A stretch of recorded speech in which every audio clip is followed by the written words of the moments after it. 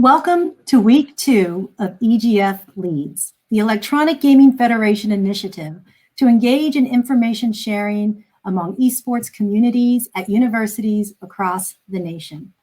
The goal of these series of panels and educational sessions is to have students learn from peers, industry leaders, and member institution faculty and staff. Now, these events are free and open to all faculty, coaches, and students every Wednesday at 2 p.m. Eastern Standard Time. Courtney James from DePaul University led last week's discussion on marketing your esports team and program. And this week, we are addressing mental health and gaming. Now, as we cover this important topic, please feel free to post questions that you might have into the chat section, and we will try to address them within the hour. Joining us today, we have Caleb Rivers, Dr. Rachel Kowert, and Dr. Kelly Crace.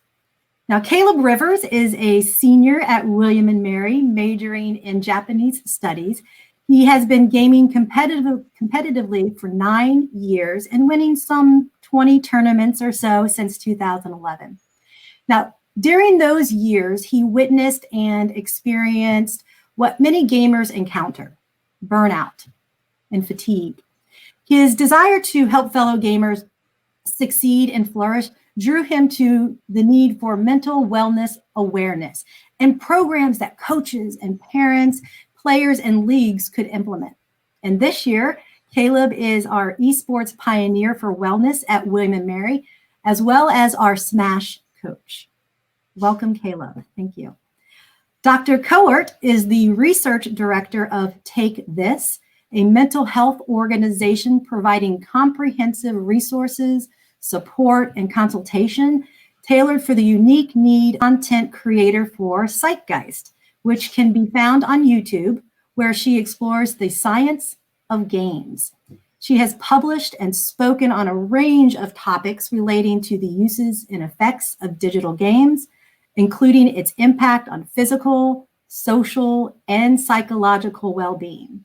She has published several books and scientific articles relating to the psychology of games, and more recently, the relationship between games and mental health specifically. In fact, her most recent book, A Parent's Guide to Video Games, won an Indies Award in the science category. Welcome, Dr. Kowert. And Dr. Kelly Crace is the Associate Vice President for Health and Wellness and the Director for the Center for Mindfulness and Authentic Excellence at William&Mary. He is a licensed psychologist and a co-author of Authentic Excellence, Flourishing and Resilience in a Relentless World, and the Life Values Inventory. He has published and presented in areas of values, flourishing, resilience, and organizational development. He is the president of Applied Psychology Resources and has conducted more than 3,000 seminars for organizations. He has served as the director of 2 college mental health centers at Duke University and at William&Mary. So our panelists have a wealth of knowledge on this topic, from researching it to even living it. So I would like to hear a little bit more about your stories of how you became interested in gaming, mental health, and maybe even mental health and gaming. So Caleb, if you would like to share a little bit more, that would be great. Hi, thank you, Dr. King. So just as I was introduced, some 9 or 10 years ago, I first started playing games in a competitive mindset. There's something that goes into the competitive mindset that's a bit different from playing casually with your friends. It's something about the aspect of winning that kind of boosts something within your mentality that makes you want to be better and to strive to be better. And that's why I kind of commend everyone who kind of takes esports seriously in that regard. As a kid, I think a lot of people have that experience when they're first starting, is somebody kind of sets you up for greatness. They lead you onto this path of playing competitively, and then somewhere along that line, you decide, this is what I want to do. This is what I want to get better at. And where that stems from changes for every person. But it's crazy to think back that even 9 or 10 years ago, as what some people would call an "09er," is people who started that many years ago. I had frustration, like even as an 11 and 12-year-old. I remember going to my first tournament and getting third place and being extremely upset, at 12. So as the years progressed on, I started to realize, when I was in high school, or not even sometime after high school, like when I first started at William&Mary, what playing games in that capacity does to you if you're not paying attention. The mental strain, the frustration, those can kind of be mentally taxing. And if you're not prepared to address those at the forefront, and if you tell yourself that you can't feel this emotion, that you can't feel frustrated because you're looking at these players who are playing every day and are being hyperbolic and stoic with their emotions, it's going to be really frustrating to know that you don't understand. So that's what kind of got me started on the path to learning about mental health and how to take care of yourself and how to prevent not only burnout, but unnecessary frustration, or tilt, as some people call it. Oh, yes. Thank you, Caleb. Dr. Kowert. I've been playing games my whole life. And I also knew I wanted a career in psychology from a pretty early age. And with psychology careers, you really need graduate degree to do anything. And so I pursued a master's degree in counseling. I was going to become a clinician. I quickly decided that research was really my path. But as I was doing this program as a clinician, this was 2007, 2008, and I was seeing parent after parent after parent concerned about their child's World of Warcraft playing.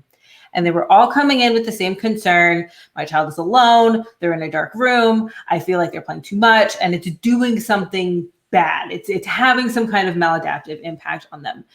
And at the time, I was playing so much World of Warcraft. So I was like, oh no, is something bad happening? Because people seem to have such a strong concern about this game specifically. And at the time, game studies, games as a research area was not a thing. There's maybe 1 or 2 papers from Stanford. That was it. And that's when I decided to do a research-based PhD, looking at the psychological, physical, and emotional impacts of games. Maybe a little bit selfishly, but also I wanted to provide the information that I could give to clinicians, to give to parents, so we could understand exactly what was going on. Thank you. Dr. Crace. Oh, you're still muted. Thank you. It's just a habit that keeps on reinforcing itself. I appreciate the opportunity to kind of be a part of this panel. So thank you for the invitation, Michelle. It gives me a great opportunity to learn from you and Caleb and Rachel about a deeper understanding of the intersectionality between mental health and gaming. My background comes from an area of psychology, as Rachel's does. And my area of interest for the past 30 years has been on really understanding what predicts flourishing and really being able to look at how does that relate to a deeper level of performance. I got my master's in performance psychology before I got my doctorate in psychology, and the focus was really on working with elite athletic performance and starting to understand the intersectionality between excellence and wellness. And often at times those dynamics can feel competitive against each other when actually they are essential. To truly be excellent, you need to be well, and to truly be well, you need to be able to find a portal and a path of purpose and meaning that challenges us to a new level of functioning. And so I was always fascinated by the interaction between those dynamics. And in that, we uncovered a relationship between values and flourishing, which really helped us understand that, especially in elite sports like gaming, there's deep purpose and deep meaning and engagement in these activities. And like everything of purpose and meaning, it also can be a slippery slope to where do we push ourselves to this point of really challenging our talents and training to a level that we've not achieved before, while at the same time being healthy in the process. That is a distinct challenge. It's very difficult, and yet it can be done. And we've learned from people that are able to do it and hold that. What can we learn from them, and how can we train ourselves to really flourish in a place that at times is frustrating and challenging? Thank you. So to give us this working framework for our discussion today, maybe we should define what is mental health, mental wellness, and especially how does it apply to the gaming world? So if Rachel, you would like to go. Sure.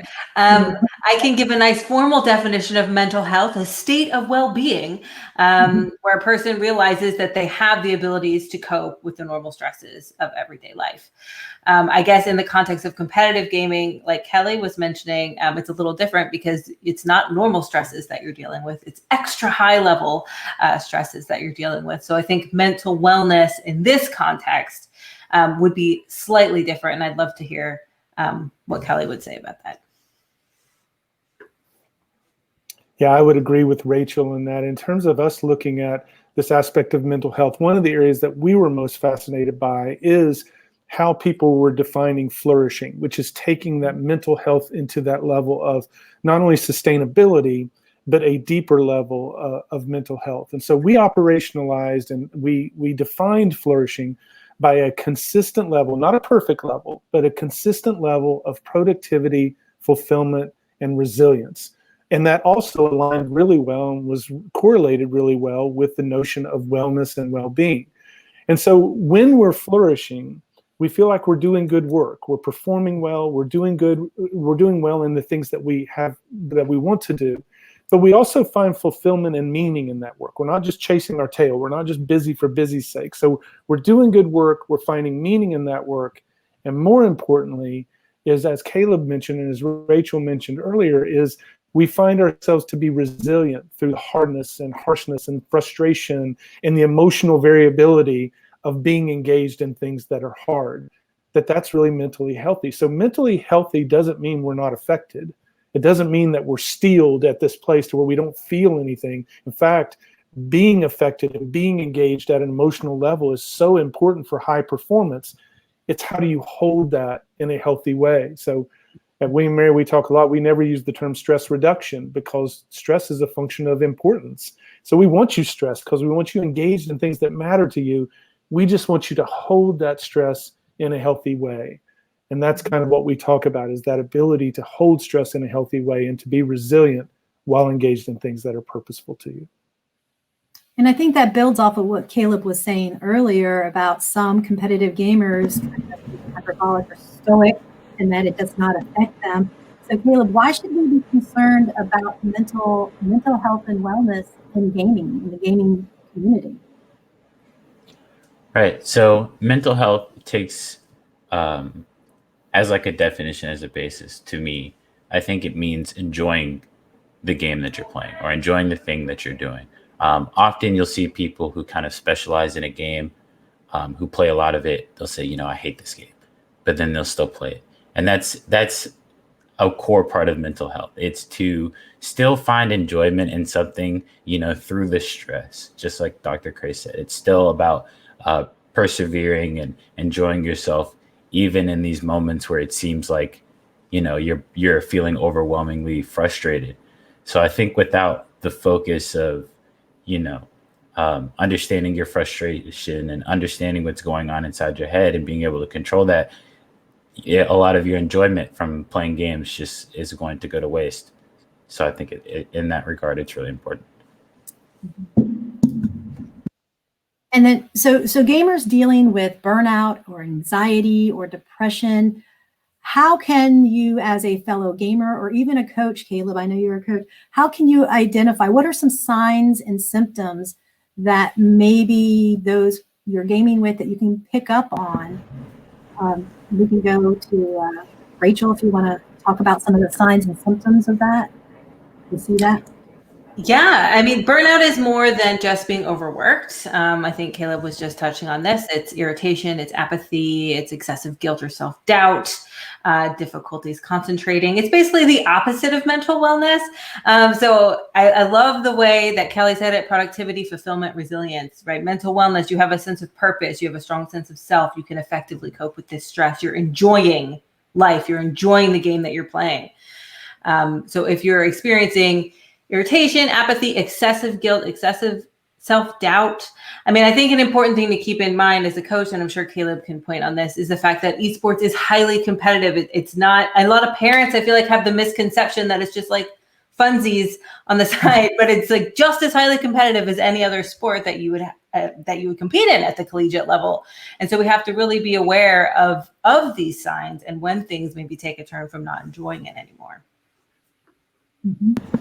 Right. And from an applied coach side, I'd say one of the key things that I look out for whenever I see people starting burnout, whether they know it or not, is they feel like they start to plateau.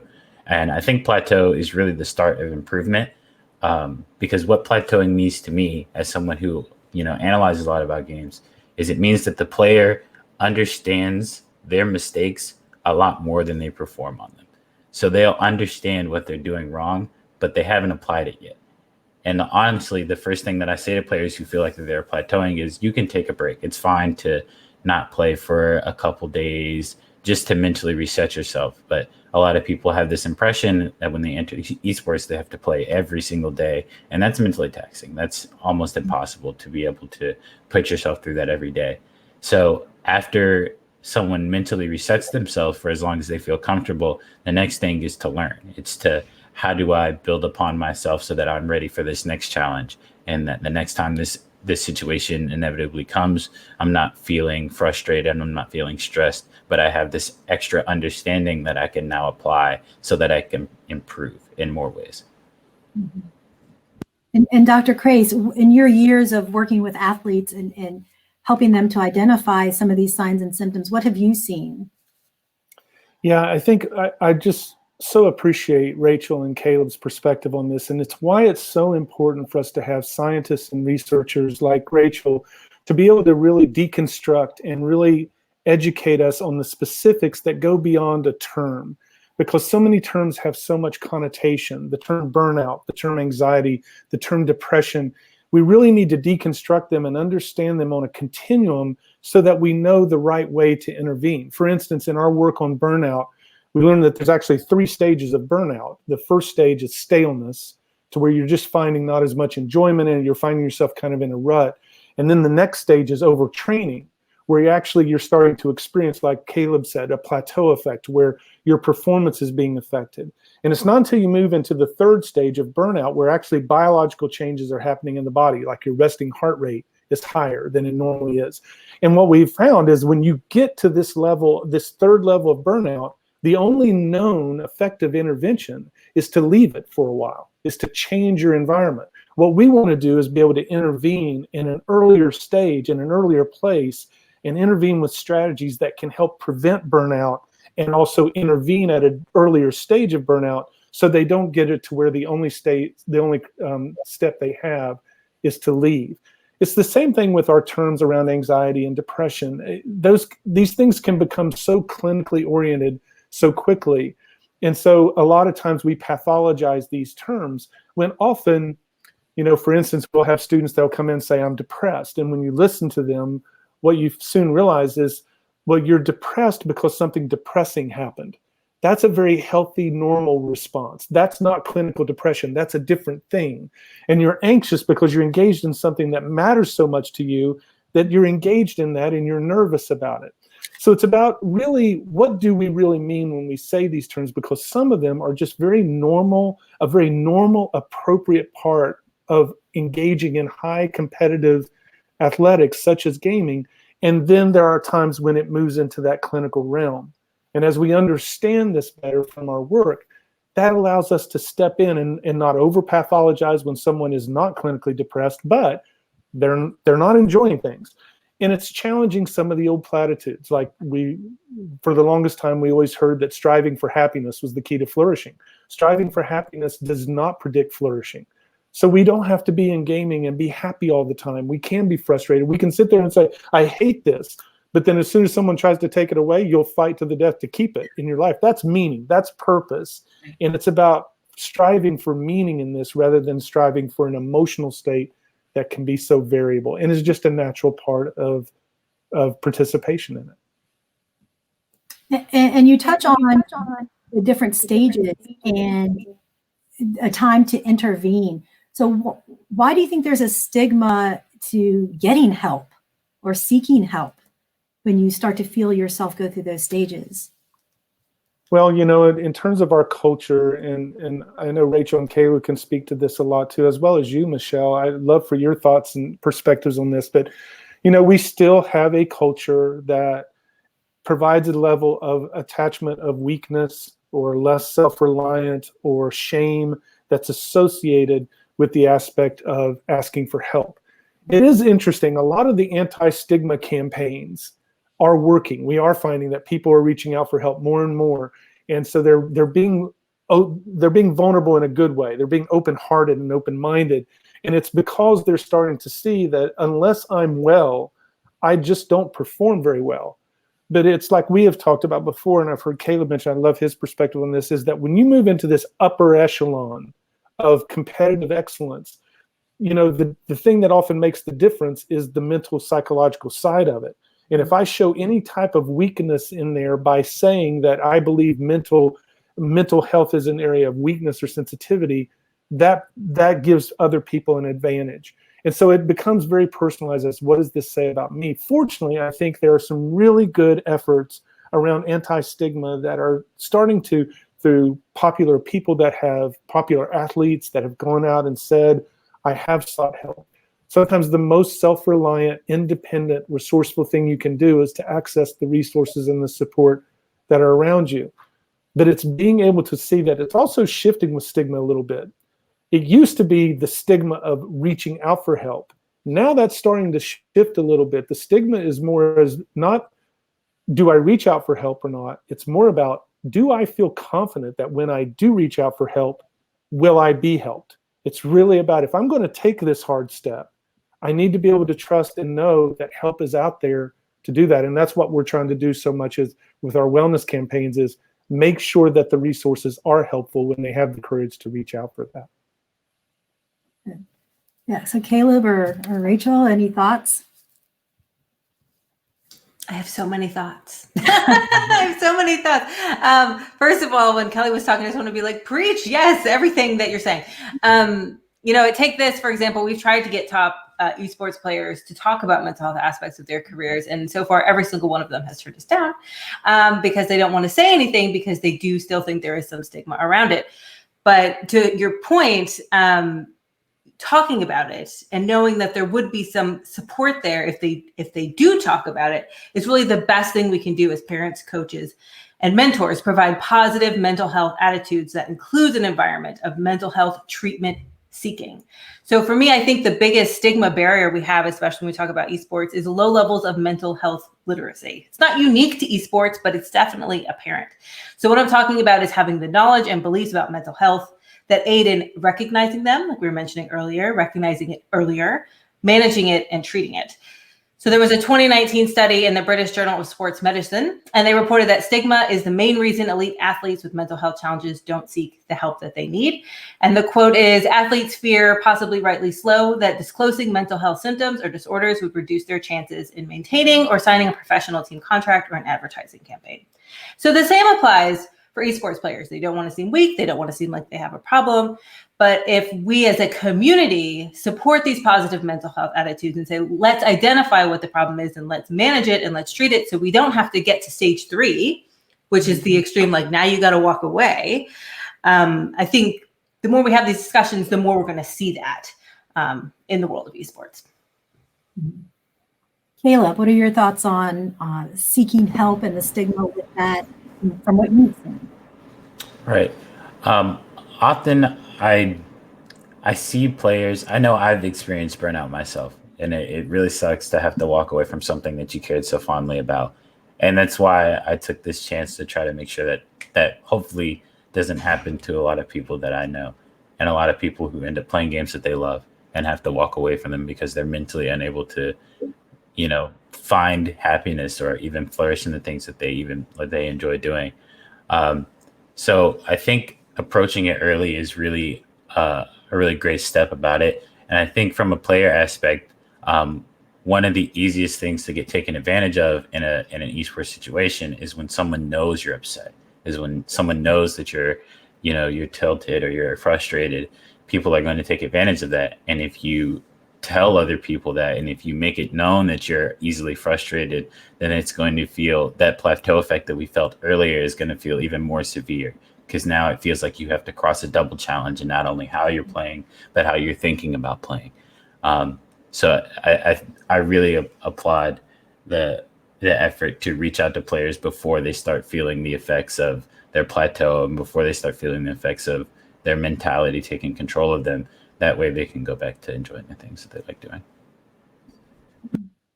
So thinking about reaching out before it gets to stage 2 or stage 3, what do you think coaches could do when before a season kicks off? What do you think coaches can do? Are there things that they could be trained on or kind of certified in preparing? I think before every season, one thing that I try to get at least everyone on my team to do is to like have these not so serious times playing the games. So at least for the context of the Smash team, we do something that's not so competitively strenuous, but at the same time can get a few hours of practice in the game that they like playing. That way that they can feel like they're engaging in a competitive situation and they can engage competitively, but they don't have to go through, the rigorous stages of dealing with their mental and not understanding. They can kind of approach games from a casual standpoint, which I think it's great to be able to turn off that mentality sometimes from a hyper-focused mentality. Like, I wonder if, professional players in sports like football, like if Tom Brady goes to the rec center and plays football sometimes, I'd imagine that'd be a great mental destimulus, a good way to cool down from playing with these huge linebackers every day. But that's what I would like to think the approach is, to be able to kind of enjoy themselves within the game or any context or any facet of the game without having the hyper stimulus that comes with esports. So, Rachel or Kelly, if you could put together a program to prepare coaches, what would you have or what would you include? Go ahead, Kelly. No, please, Rachel. You go ahead. Oh, please. okay. I think it's important, and we've touched on it before, but not to have a Band-Aid solution. So individual action is really important. And I think we talk a lot about providing resources so people know there are resources, which absolutely has its time and place. And I have resources that I can provide and share here with you today. But change won't happen in the system unless it comes from the bottom up, from individual action, and the top down, from the organizations, from the coaches, from the EGF, from having conversations like this. So I think for me, what would be real important is instilling in the leaders of the institution, the coaches, the parents, the governing bodies, how important it is to know what the signs and symptoms are, be aware that this is something that you need to even be aware of. I mean, I know we're becoming more aware of physical challenges in esports, but even that is not fully up to par where it is with professional, other kinds of traditional sports. So I think it's about kind of a whole systems change, and really, from the scientists, right? Knowledge is power. That's all. The more information you have, the more aware that coaches are of what they need to be looking for specifically, the more we can see this change and become a common conversation in the world of esports. I completely agree with Rachel. I think one of the things that's so important is to adopt an upstream model of approaching this. Yeah, we can go downstream from an intervention standpoint and just pull people that have fallen in the river and pull them out of the river in terms of with the gaming of people that have become so mentally unhealthy because they're overwhelmed and they have not reached out and it's reached a point of crisis. Yes, we can pull them out of the river and get them the care they need. Or we can also come upstream and find out why are people falling in the river and being able to address that issue first. And so the good thing about where we are in this stage of high athletic performance is athletes know now the advantage of holistic training. So they don't just physically train, they don't just skill-based train, but they recognize that they must mentally train, build a level of mental fitness that takes them to the next level. So they're fine with training in this holistic level. We just need to integrate the mental flourishing and wellness piece into their mental training. We need to make sure that as they are learning to use their mind to perform at high levels, we also need to teach them how to live at high levels and help them see that wellness piece is essential to excellence. That's what we do.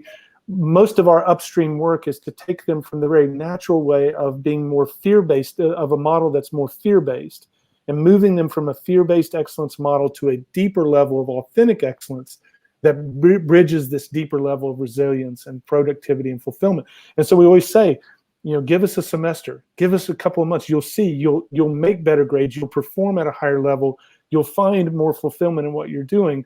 But it requires paradigm shifting. It requires shifting a paradigm of thinking differently, and then just treating it like training. That for me to be physically fit, I have to put time and energy into it. And once I get physically fit, if I stop, I become less fit. It's the same thing with mental fitness. We need to have interventions on all levels of the continuum, both when it gets bad and gets clinical, we need to intervene and help someone. But how can we also prevent this by teaching them how to train to not only be excellent, but to be healthy as a result? Mm-hmm. And we think about the gaming community. That's what it is. It is a community, and we have some community members right now watching and listening. And we're going to definitely share some resources afterward. But if anyone listening, if you have a question, a comment that you would like to make, please feel free to use the comment section there, and we will address that if we can. But thinking of the gaming community and seeing someone who you think might be showing these signs or symptoms or characteristics, and you've tried to talk to them, but they're not willing to reach out and get that help. You're trying to pull them out of the river, that water, but they don't want to do that. What would be the next step for somebody to help that fellow gamer? Whoever would like to take that one.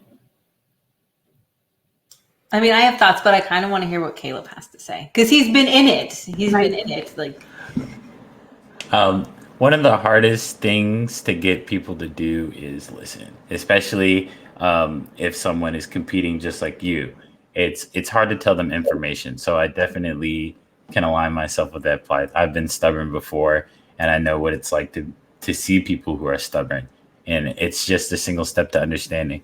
I think the one thing that I do that often finds success is not to try to tell people who don't want help at the time, like to, tell them, oh, I'm going to help you with this, is instead provide them the resources so that they can do the things on their own, so they can build up their mental on their own, so they can understand on their own. That way, that not only in the future can they make these adjustments by themselves, but they can be all the better for it. And then you won't have to essentially repair a more broken mental later down the road. They get to have this own understanding of what things to look for when this situation comes up again in a different situation. Kelly or Rachel? Go, Rachel. I mean, a lot of times, I'm just going to go. A lot of times people need to come around on their own. I'm not a clinician, so I'm really interested to what Kelly has to say. I think providing the resources is important. And I think that some of the most powerful things you can do as a peer are different than what you would do as a coach, different what you would do as a parent. But as a peer, even just saying like, how you doing? If you know something is up and you know that somebody maybe needs like more of an intervention, you could of course go to your coaches and mention it to them. But some of the greatest moments, maybe for me, when I was feeling very stressed or very anxious, just started from the, hey man, how you doing? Like just checking in and seeing where that conversation takes you, because nobody wants to hear, and I'm sure Kelly can comment to this, like, there's something wrong and you need help. There's something wrong, and like over and over again. That's not really going to promote, I don't imagine, effective change. Yeah, I completely agree. And if we look at people that have gotten help, that have been are managing psychological injury, that are in an unhealthy place, and when they get on the other side of that, when we interview them and ask them, what turned it around for you? What made the difference of you being ready to reach out for help and actually engage in treatment? And over 90% of the time, they will say, at some point in time, someone that cared about me just expressed worry for me. And they didn't badger me, but they also weren't talked out of it. You couldn't talk them out of it, even though they tried. And they didn't not believe them. They just said, I hear you. I understand what you're saying. I'm still worried about you.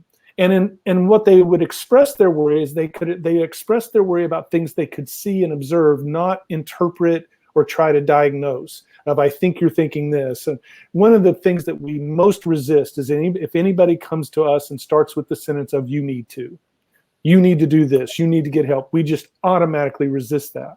But when someone out of care says, I'm worried about you because this is what I'm seeing, and what you can speak to is something that's different. Like we said, being upset over upsetting things, that's healthy. But as a friend or a coach, if you're seeing something that just doesn't look congruent, like if someone is reacting with an 8 out of 10 because they're experiencing an 8 out of 10, that's congruent. But if they're reacting with an 8 against a 2 or a 4 or a 6 experience, you're seeing something that for you, it just feels unhealthy. By being able to express your worry, and like Caleb said, being able to express and offer them resources that they know are available, even though you may not see immediate action, there's a planting of a seed there that doesn't go away. And sooner or later, that will germinate to a place of readiness. The other thing that people do is recognize that this is what courage is. The definition of courage is stepping into something that's right and hard. That this is right for me to do, but it's really hard. That's what courage is. And so being able to, there's no just to this, just go get help. There's no just to this at all. It's about courageously stepping in. And for people that can say, I know this is hard. I know this feels scary. And I'm worried about you. And I know that I feel like there's opportunities for you to move through this, for you to get on the other side of this. Being able to acknowledge that it's hard and courageous, I think, is important, because everyone has that capacity for courage if they feel supported in it. Yeah, and I think a lot of gamers find that support in the gaming community, and they even seek it out because they feel that belonging. They feel that somebody does care for them, or they spend enough time there that someone might be able to recognize that it's not coherent with their actual or their normal responses. So thinking of that, how do you think COVID has played into mental health and in the gaming community as well? I mean, I may have written a Medium article entitled "Games are the Saving Grace of COVID-19." I mean, I might have. I think that games have been so great during COVID quarantine. I've mentioned this before, but it's worth mentioning again. It's like the last stand that we have for a social, competitive, cooperative, playful space where we can all meet together and interact. And I know there's a lot of parents that are concerned, like, my kids are playing so many games, and it's like they literally can't do anything else right now. So let them have a few hours of games.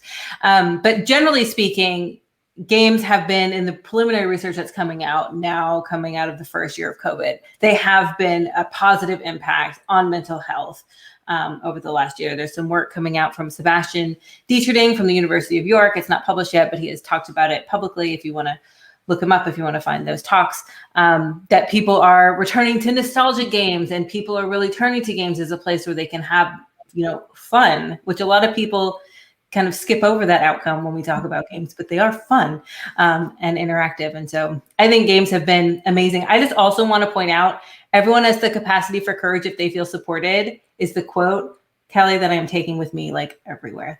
I wrote it down. I put it in bold. That's a great quote. Kelly or Caleb, your take on how COVID has affected.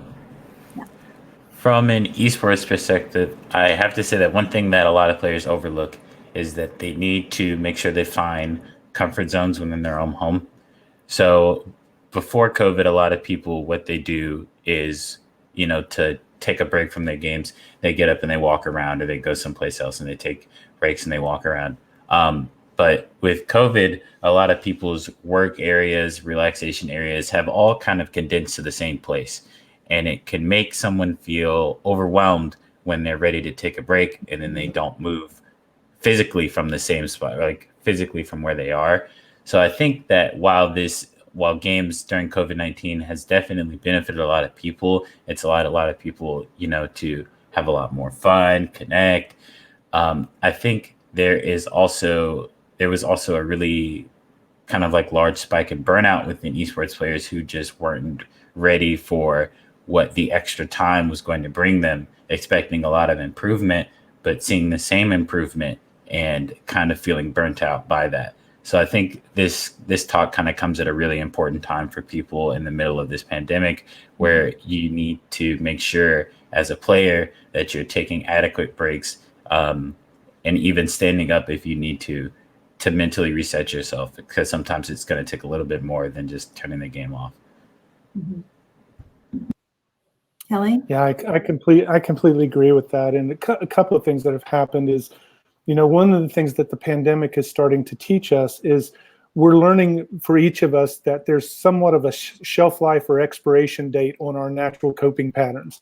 We can step into kind of short-term stress, short-term crises, and our normal coping patterns have kind of served us over that time. But then when we hit this thing of collective anxiety and collective uncertainty that has continued on, some of our natural coping tendencies started to tap out. And so we've had to learn, more. We had to learn how to find sustainable coping strategies. And I think gaming is a wonderful way to learn that lesson. I think one of the things to consider as to is it healthy or is it not, is to think of that continuum of want, values, and needs. When something is of a value, there's purpose behind it, there's importance behind it, but there's also perspective around it. But when it drifts from a value to a need, that's when we lose perspective. There's a psychological press behind it. There's an intensity behind it. And fear is what's driving it into a need. And so this fear-based propulsion from values into a need, I don't value achievement, I need to achieve. I don't value gaming, I need to game. That is what moves us into our vulnerability to burnout, to over-intensity, and to an unhealthy perspective. On the opposite end of the continuum, if it moves to want, when something is a want or a preference, it's something that's important to us, but there's not the psychological commitment behind it. You're not ready to engage at a level of commitment that takes it to a value level. And so it also gets in the way of your performance. So our effectiveness goes down when something's just a want and when something's in a need. That sweet spot is when it's a value, because we have enough open-mindedness to take care of ourselves and to also motivate ourselves and commit ourselves to the training. But one of the interesting things we found when we were looking at flourishers, consistent flourishers, is there was always something that they were challenging themselves on at a values level, but they also always had something in their life that they sucked at, something that they weren't good at. They knew they weren't good at it, but there was an enjoyment behind it. In other words, there was a want thing, there was a preference thing that, no, my goal is not to be perfect at this. The goal is I just kind of find this interesting, and I don't really have to be good at it. I'm just going to go out and enjoy it. So we found that both are important. It's when it moves into that need area that it starts to get out of perspective. To be really good at something, it has to be at a values level. But interestingly enough, to be healthy, you also need to have some things in your life that you're not good at, and you're okay with not being good at it. Yes. Definitely. So just some comments that are coming in there. Someone said, it definitely felt better when I made a personal spot for certain things like competing. So when Caleb was talking about getting up and moving around, during COVID and your quarantine, you're in your house, your bedroom becomes your classroom. It becomes your place for competing. And so to have those separate spaces will help when you need to take that break. So I think that brings up a good point.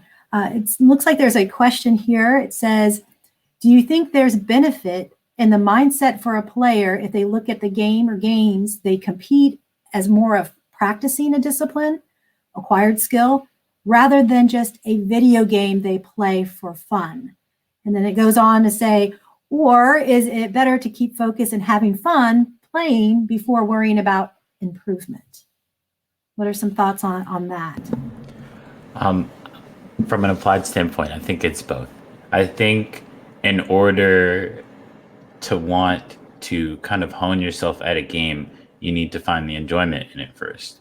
I don't think it would be particularly healthy or even I wouldn't even see someone prospering in something that they truly dissented and didn't like, but them trying to improve on it in a kind of, in this esports hyper competitive mentality. It's not healthy. So I think the first thing I tell people whenever they're trying to get into esports and getting into playing competitively is to not worry about the external factors, but to pick something you like first, because in order to get better at it, you're going to need to engage with it a lot. And if it's something that you don't particularly enjoy, then that's not going to be beneficial to you. So I do think there is benefit in like seeing games within the traditional sports mentality of seeing something that you need to physically hone and to improve at and learn things about. But at the same time, it also needs to be fun. It also needs to be something that you enjoy, so that the times that you spend studying the game and learning more about it, it doesn't feel like it's tedious, and it feels like it's something that you actually enjoy. Yeah, I'm going to defer to Kelly because I feel like this is exactly the want, need, value question, isn't it? It is. It's when you look at fulfillment is kind of predicated on, are the values that are important to you being expressed in this activity? So what's your why behind gaming? What are the values that you get fulfilled by gaming? For some people, it may be achievement. And so if achievement is what gives you fulfillment in gaming, then pushing yourself, challenging yourself to improve, challenging yourself to work hard. Achievement is not based on the outcome. Achievement as a value is that it's important for me to work hard and improve on something. If that's part of your why, then that needs to be a part of gaming. But for many people, it's about belonging. It's about social connection. It's about creativity. It's about finding a sense of community. And with that, and for many, it can be just enjoying. It's fun. It's in the absurdity of my life, this is the one sanctuary where I have fun. And so that's what has to be aligned. It's about listening less to the shoulds of others, of what's their why, and really being authentic and saying, this is my why of why I game. And it's about making sure you find moments to where you can express that. Sometimes it might be achievement. At another day, it might be fun. But learn your why behind gaming and make sure there are opportunities to express that. So Rachel, did you want to add on to it? If not, there's another question in there. No, I'm going to leave it. It's perfect. I'm not adding anything to that. Another question I see is, given for many of us, home, work, school are now literally the same place. How are you all creating separation between them? In other words, how are you keeping home time as home time and keeping game time as game time? So not only the physical space, but also the timing. How is that separated? One thing that I would recommend from someone who has, done all three of these, well, I'm sure we've all done, parts of this, but one thing that I, again, would immediately recommend against is don't close the Zoom call and then immediately open up a game. It's not worth it. I promise you, as much as you want to improve and as much as you want to, start actively practicing, that switching kind of like you're mentally focused from that quickly is just not healthy. I always took it as, as someone did in high school or middle school, when you're changing classes, you stand up and you walk to a new classroom. So whenever I close, whether it be online work or online school, I stand up and I take a walk for 10 minutes. It doesn't even have to be outside. I just do anything else for 10 minutes. I take a drink of water for 10 minutes. Sometimes I just lie down and do nothing for 10 minutes. It's just, you need to be able to mentally take yourself away from some type of immediate stimulus that you were focusing on before, so that you're ready to engage in a new mentality and something else. Also, minor changes in your kind of like in your desk space are also really helpful too. So, maybe for you, it's moving your plant, as someone said, or maybe it's, turning on your second monitor or opening a window or something like that. But if you keep everything the same and then enter this new type of focus, it's not going to be healthy for you. At least in my perspective, it's going to feel like you're focusing on two things at once. You're still worried about school when you're trying to play, or you're still worried about work when you're in, your synchronous class. So I think any change that you make in your immediate workspace is good, but I would recommend taking a very small break in between these kind of like types of changes that you come in your workspace. Yeah, transition time. Transition time is so important, and the separation of work and play, even before COVID, I imagine is difficult in the esports population because your computer's right there. And content creators talk about this a lot too. Like they don't know where the line is between, is this my home time? Is this my play time? We're all feeling a little bit of the bleed now with home time and work time. But if you could have a different physical space in some way, like Caleb was saying, change the lighting, move your plant, add a different monitor, have transition times in between.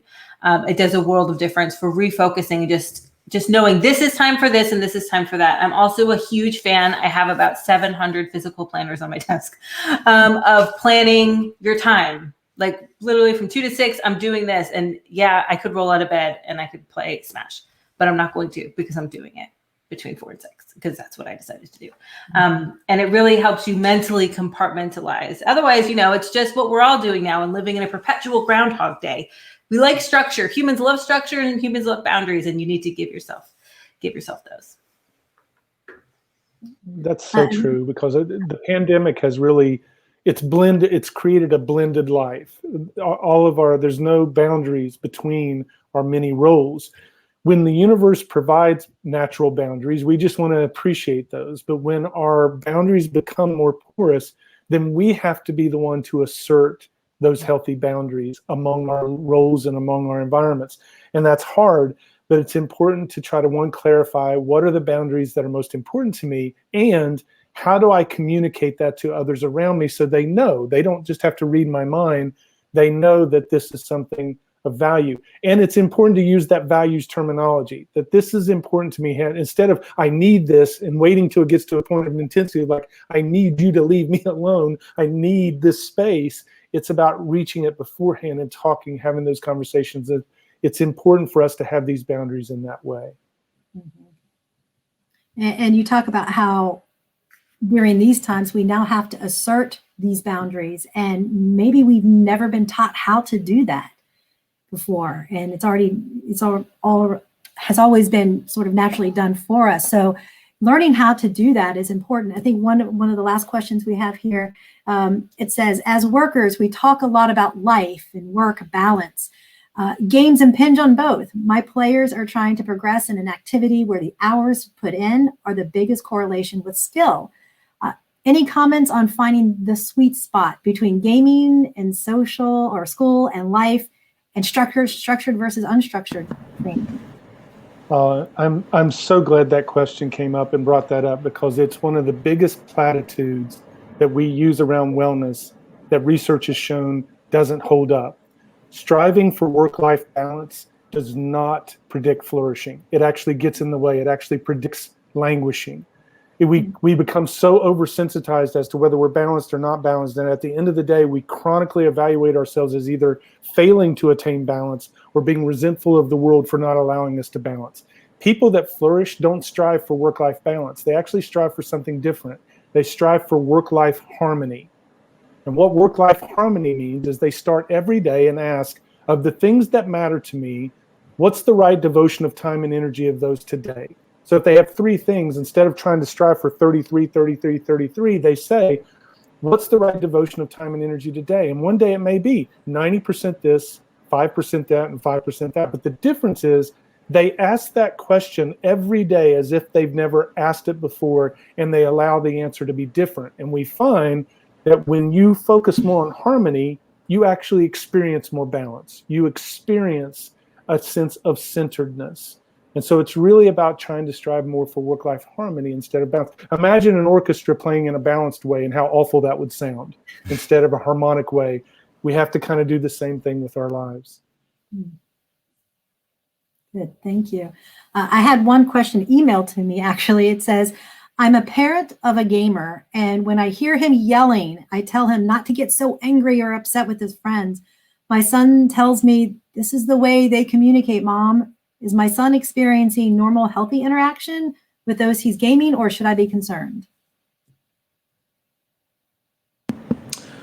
From an applied standpoint, I think it all depends on the content. I think I can't really know what your son is saying exactly, but I'm going to say maybe. So just as Dr. Crace said, when things happen that are an 8 out of 10 and you have an 8 out of a 10 reaction, that's normal. When you're engaging in games like this, sometimes something particularly confusing or frustrating can happen, and it's shocking, to say the least. So, a reaction to that level is fine.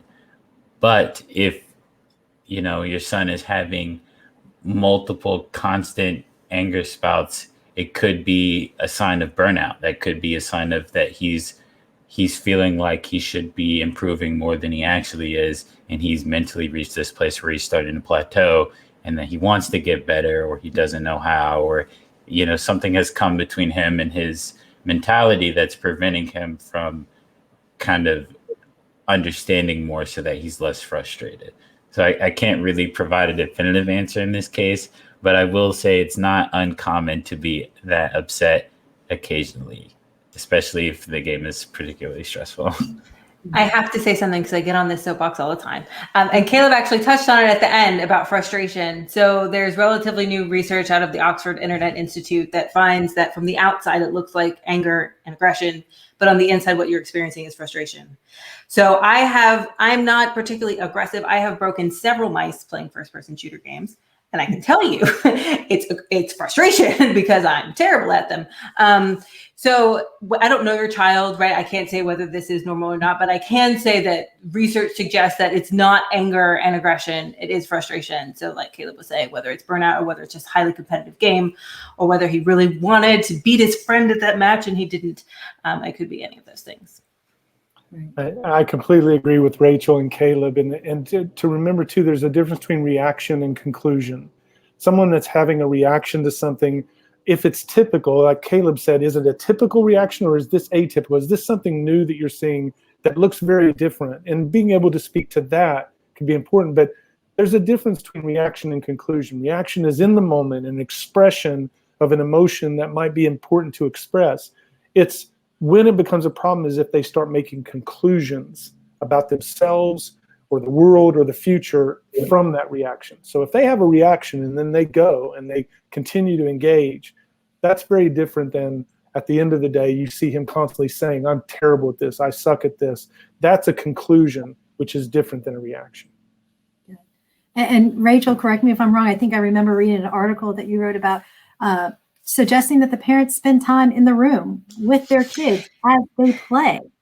Yes, and looking over their shoulder and being like, why are you reacting this way? And it very may easily be like, oh, I've been working so hard to get better at Fortnite and I'm just not getting where I want to be, or whatever it might be. It gives you so much insight, literally just looking over their shoulder and maybe asking like one question. Yeah, right. And then being in the room, you're spending time with them and you get to see if this is a normal kind of reaction that they're having and not a conclusion, like Kelly was saying there. So to wrap up, let's any kind of resources, books, links, podcasts, anything that you all would like to suggest for any of our listeners. Maybe they're seeking help. And so having those resources available would be nice. I can suggest takethis.org. We have a lot of mental health resources specifically tailored to the gaming community. We have little tools where you can find clinicians in your area, or if you're just looking for an article about burnout. For instance, Dr. B, our clinical director, is currently doing a series on burnout, which seems quite relevant to this conversation. As you mentioned at the top, I also have a YouTube channel, Zeitgeist, where I talk about the science of games. So if you want to learn more about moral panic or gaming addiction or kind of these more bigger topics more broadly related to games, that's a good free accessible resource. Good. Thank you. Anybody else? I'm just really excited. I have my new reading list, my new favorite reading list that I'm going to tap into by accessing Rachel's resources. So not only YouTube, but the articles that she's published. I'm really excited about learning more from that. If people want to learn more about flourishing, we have an open educational resource that they can access that looks at kind of this relationship between values and flourishing and resilience. And it's at lifevaluesinventory.org. So it's all one word, lifevaluesinventory.org. Gives you a chance to assess your relationship with your values and how that leads to performance. And it's data that holds your data, and you can come back to it and it's secure. But it's open and free to everyone. Speaking of YouTube, I think there's a channel called like core_A, and they do a bunch of really interesting like analysis on like mentality when it comes to playing games. But I think their central is more on fighting games, so that may not appeal to you.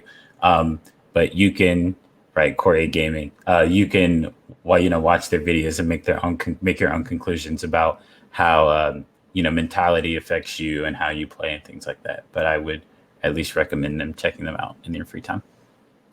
And yes, we definitely encourage, especially students who are listening, your universities have resources available. So tap into the counseling center or the wellness center, whatever your university has, because there is help out there. And you're not alone in this, especially if you belong to the gaming community. You're not alone, for sure.